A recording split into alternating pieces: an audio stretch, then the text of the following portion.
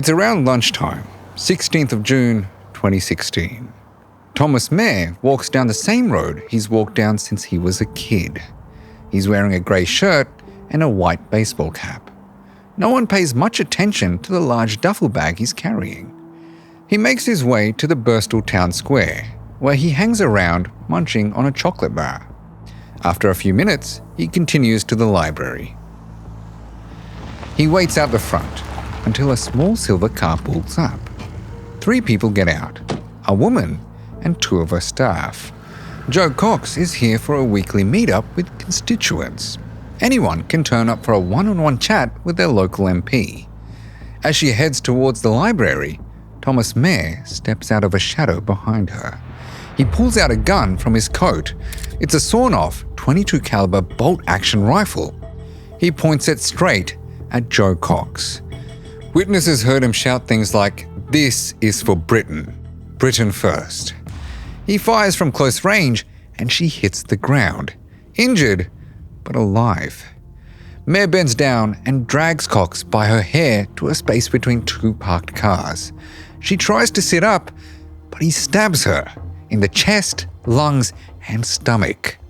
One of Cox's staff scream at him to get away from her, that she has 2 young children at home. The other remains nearby and calls out for help. A brave bystander tries to intervene, but Mair stabs him in the stomach and he collapses. Mair steps away. Seems like he's done. But then, one of Cox's staff rushes forward to fend him off with her handbag. Jo Cox immediately shouts out, "Get away, you 2. Don't let him hurt you. Let him hurt me." Her words seem to stir Mair to action. He shoots her twice and stabs her again. Jo Cox has been shot 3 times and has 15 stab wounds. At some point, Mair yells again, "This is for Britain." And then he walks away, completely calm. One of Cox's staff members cradles her in her lap and asks if she can get up. She says she can't, that she's in too much pain. Those would be her last words. Less than an hour after she stepped out of her car to meet with the public, Jo Cox is dead. Police soon find Mair and corner him in a cul-de-sac. According to their testimony, he raises his arms when he sees them and says, "It's me." As he's being arrested, he tells the police, "I'm a political activist."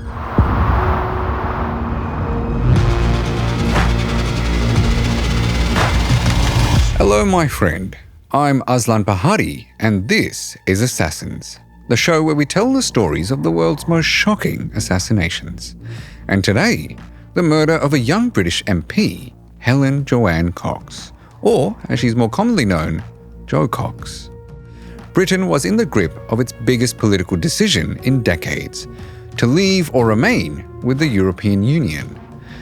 The Brexit vote ended up being less about trade rules and more about the very identity of Britain itself. Today, our Member of Parliament found herself fatally at odds with one of her constituents. On the 3rd of June 2015, 40-year-old Jo Cox gives her maiden speech to the House of Commons in London, right in the middle of the Brexit debate. Her parents watch from the public gallery as she talks about her electorate. Batley in Spain is a gathering of typically independent, no-nonsense, proud Yorkshire towns and villages.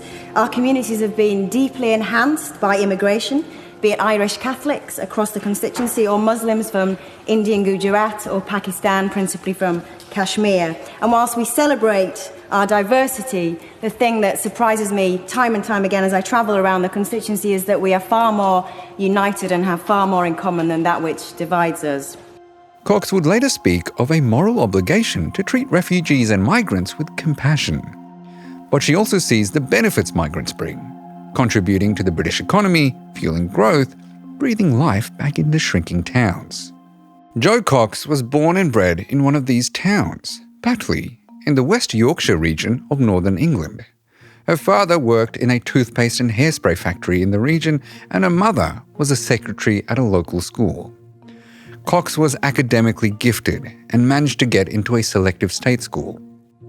From there, she went to Cambridge University in the 1990s. Cox was the first person from her family to go to uni, let alone one of the most prestigious in the country. In that elite institution, her modest background stood out. But it's that very background in West Yorkshire that shapes her as an adult. West Yorkshire is a hugely diverse working-class area with a large Muslim population. There are big Indian and Pakistani communities in her electorate, and Jo Cox loves it. Everywhere she goes within it, she sees the benefits of immigration. Thomas Mair's hometown of Birstall is less than a 10-minute drive from where Jo Cox grew up. Born 11 years before Cox, Mair has a different take on their shared community. He hates what he sees happening around him. Unlike Jo Cox's town, Birstall is predominantly white. For example, only 5% of people under 18 are of South Asian descent. But in Jo Cox's home of Batley, that number is 60%. What the two had in common was that they both grew up in working-class families. Thomas Mair spent most of his childhood living with his grandparents. They've both passed away, but he still lives in the same house, alone now. Mair's mother was a teenager when she had him, one of the reasons his grandparents raised him. But he still sees her often, sometimes for Sunday lunch or helping her with her grocery shopping. His dad's pretty much always been out of the picture. June 16, 2016. Barely an hour after Jo Cox's death, a police constable enters Mair's Birstall home. His colleagues follow him in, and they fan out. The home is small, but it's neat. Things are laid out in an orderly fashion. Tins of canned food are lined up precisely in the pantry, their labels all facing outwards in the same direction. As the officer rifles through Mair's things, he hears his colleague shout from a bedroom to come and look at something. Next to a small bed, there's a bookshelf with books on German military and Nazi history, and the Third Reich. And on top of the bookshelf, a statue of a golden eagle with a swastika on it. There's also a dossier on Jo Cox. It has printouts of an article she's written and a page from her website. The white race, Mair wrote, was about to go through a, quote, very bloody struggle. In the days before the murder, Mair was Googling serial killers at his local library.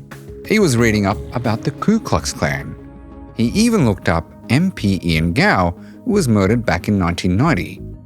By this point, we know that Mair has gotten his hands on a gun. He asks Google, is a .22 caliber round deadly enough to kill with one shot to a human's head? In the weeks before Jo Cox is assassinated, the Brexit campaign is getting tense. Because this vote isn't just about regulations imposed by the European Union, it's about who's allowed to live and work in the UK. For some in the Leave camp, it's about keeping Britain British. They don't want an ever closer union with Europe, and they don't want immigrants from the EU to come into Britain. They increasingly rely on racially charged rhetoric to make their point. The British Nationalist Party claims that Muslim immigrants are failing to integrate. They warn of foreign rape gangs on British soil, attacks on British girls, and cover-ups by the political class. They say there are now effectively no-go zones in British suburbs, and that immigration imports tension and violence from foreign conflicts. Those in the Remain camp say that fears around immigrant crime are overblown, exaggerated. But beyond the racially charged conflict, British citizens are doing it tough. Healthcare is increasingly expensive and unreliable. Rents are sky high. Many of the things Britons grew up taking for granted are now dwindling away. They're getting squeezed, and many are convinced that drastic action is needed. Thomas Mair is one of those people.